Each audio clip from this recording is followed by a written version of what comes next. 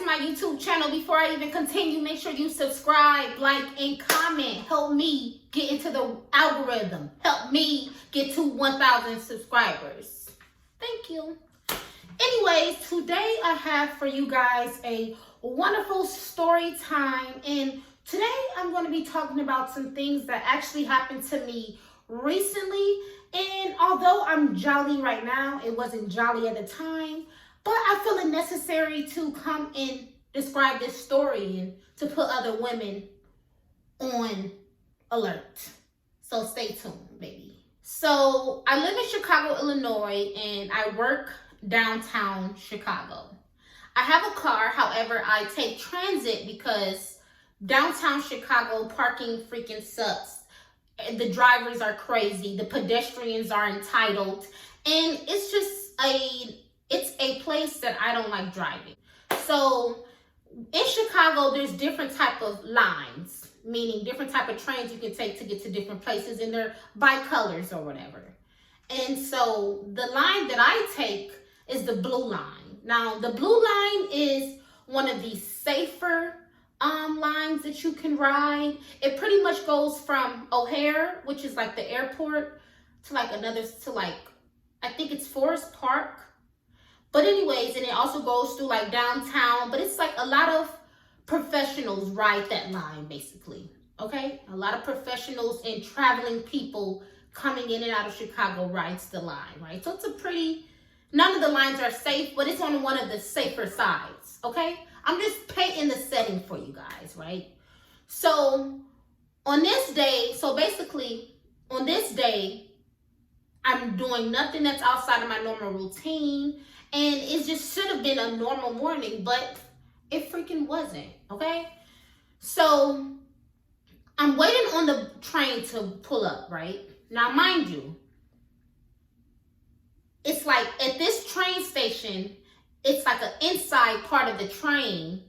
It's like an inside part where you can stand and watch the train come. And so in the wintertime, you're not outside on the train line getting exposed to the air. Right? So you're able to stand inside. So I'm standing inside and I'm looking outside, waiting for the train to pull up. Mind you, I have my earbuds in. I went wrong with this, right? But the way I'm standing, my back is facing the incoming traffic that's coming inside of let's just call it the building that I'm standing in. But it's not a building. But anyways, I'm trying to explain this the best way I can, okay? Bear with me. So my back is turned against traffic, right? And so I'm looking outside the window and I have headphones on. That's the scene right now.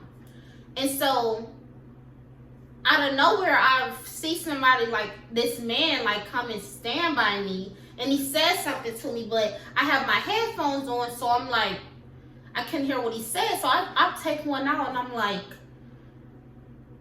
and this is where the conversation began. But first of all, can I just disclose this? If somebody has their headphones in, that means do not talk to me. You don't see me, you don't hear me, I'm not here. If I have my headphones on, leave me alone. So I was already blue that someone was interrupting me while I have my headphones on. Am I the only one that feel that way? But anyway, so I take off my headphones or whatever, and he's like, hello, beautiful. I'm like, hello. And now, mind you, let me tell you guys what he looked like. So he's obviously a homeless man. He's a homeless man, and he has on dirty clothes. He smells bad. He looks bad. It was just ew. Okay, so I already knew that this probably wasn't going to end well, because in Chicago, there are a lot of homeless people, a lot of crazies, another kind of that they call them crazies around Chicago. So it's like you get used to seeing them, right? You know how to maneuver around them. And so when one comes up to you, it's kind of like, okay, what's going to happen, right? So, but this time, I didn't expect for this to happen. So he just gets to calling me beautiful, asking me how my morning is going, telling me how he loves my smile, he loves my teeth, and just etc. etc. And so the whole time he's talking, I'm like giving him little to no conversation. And at one point I'm like, okay, I see he's not gonna leave me alone, so now I'm not gonna give him any conversation. Now, some people may ask, why were you even giving him conversation at all? I was giving him conversation because you never know what is going on in these people's mind, okay? You don't know if you're somebody from the past in their mind right now. You don't know if they're fighting demons in their mind right now. You don't know if they're off of drugs. You do not know what is going on in that person's mind, who or what they may be visualizing you as, okay? So it is mind over matter at that point. You know, that it's time when that's a time when your natural instincts just tell you to go with the flow rather than to take flight and possibly provoke this person. So that's to answer that question that may arise, right? So at this point, I'm just not talking at all. He's still all in my face, stinking, super close, like ill. And so I'm not giving him any conversation. So I'm like, I've never done this before. So at this point, I'm just like, can you just leave me alone? I don't want to talk. Leave me alone. And he's like, why you being mean? Why you being mean? I'm like, I'm not being mean. I don't know you. I'm like, you can go over there. And he was like, well, you're a magnet. I can't leave. Now, mind you guys, it's crazy that he identified me as a magnet, because I was just telling my mom the other day, like, Mom, I feel like I'm always attracting people. Like, no matter where I go, what I'm doing, people want to talk to me. They want to interact with me, you know? Even if I feel like I'm looking or my energy is giving off that I'm unapproachable, I'm still somehow approachable to people. And so it's crazy that I was having that conversation with my mom, and then a person refers to me as a magnet. And I was just like, wow. Anyways, so I'm like, I'm not a magnet. I said, actually, it was sunny that morning. I said, actually, the sun is over there, and that's a magnet. You can go over there. That's what I literally said. And so at this point, oh my God, I'm forgetting the main part. Y'all, the whole time he's talking to me, he's continuously touching me, bro. Grabbing me.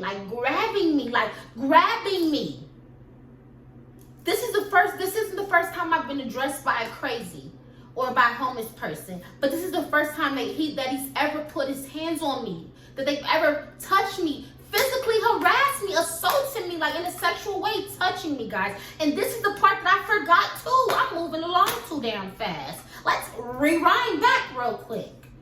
While all of this is going on, to set the scene, there's other men that's standing around watching a lady get harassed by a man that she's clearly, her body's showing that she's uncomfortable. Out of her mouth, she's telling him to leave me alone. I don't want to talk. She's verbally saying it. She's physically saying it. And no one says anything? Damn. But we'll go back to that later. So, nobody's saying anything. While he's talking to me, he's also touching me.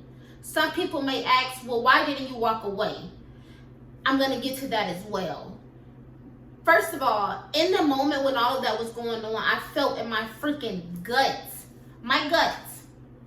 that if I would have walked away, he was going to follow me anyway. So in that moment, I just decided to just stay there and address it head on. Like, no, I'm not going to walk away from you. Bitch, you're going to walk away from me. Okay? That's where I was at, because I'm not going to give you the chance to walk behind me and do whatever you want to me. Like, no. So that's why I didn't walk away. That's why we sat and talked. That's why the altercation lasted for so long, because I didn't want to walk away from him. And in that moment, I wasn't thinking about walking away from him too much, because I felt like, it's crazy, because in the weirdest moments of your lives, if you don't know this, you will realize this. In the weirdest moments in your life, there's a sense of calmness that come upon you. And I feel like there's different ways of fight or flight. There's fight or flight in reacting outside wise, like maybe reacting physically. And then there's fight or fight or flight of the mind. And you decide to do that war in the mind psychologically. So I decided to handle this altercation psychologically, because psychologically, sorry, I'm speaking too fast, but I decided to do it that way because, for one, I'm a woman. He probably can overpower me anyway, so I'm going to try to beat him mentally. I know I have that strength, you know? So that's how I decided to go about it. But it had got to a point where he wasn't walking away, and it was just, I just couldn't take it anymore. And he was just touching on me too much, making me feel very uncomfortable. Because like I said, I've never been touched like that before by, like, no, like, ew. And if he was a regular guy, like, meaning a day-to-day guy, not a homeless person, not a crazy, or a person appearing to be on drugs, oh, my reaction would have been totally different. Like, totally different. But you have to handle different situations differently. You can't bring the same person to every situation. You got to know how to switch up your persons. I'm dropping jewels. Either you catch them or you don't. Catch them or you don't. So, I'm sorry guys, I'm silly. But so at this point, I'm walking away, and once again, the guys aren't saying anything. So the train, I'm walking away. Also, oh, I didn't say this. I'm also walking away because the train is coming at this point. Maybe that was really the reason why I decided to finally walk away. So okay, that's why I finally decided to walk away, because the train was coming at that point. So in order to get down to the train tracks, you have to go down these stairs, right? As I'm going down these stairs, as I'm walking away, something just tells me that he's following me.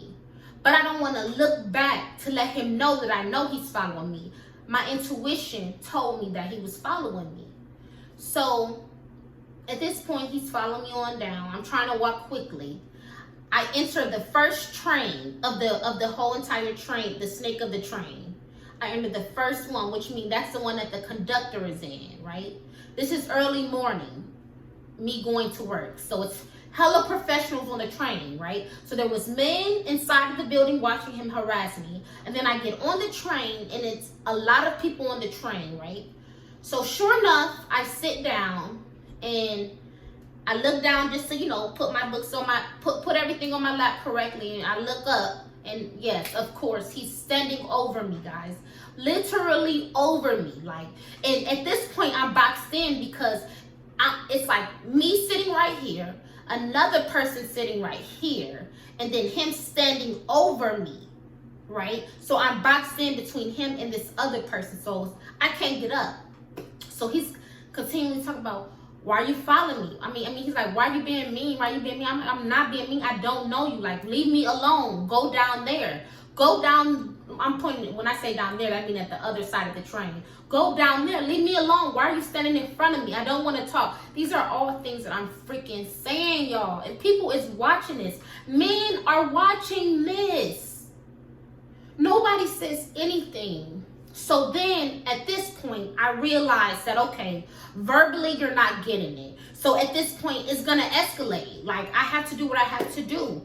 So something within just told me, fuck the fear and get up.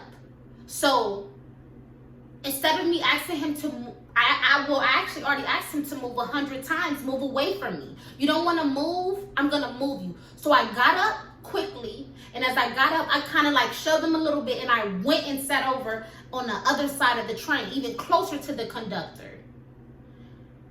And so he didn't follow me over there, but he stood in that same spot, and he watched me.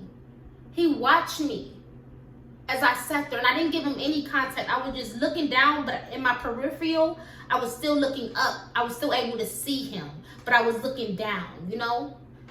And so,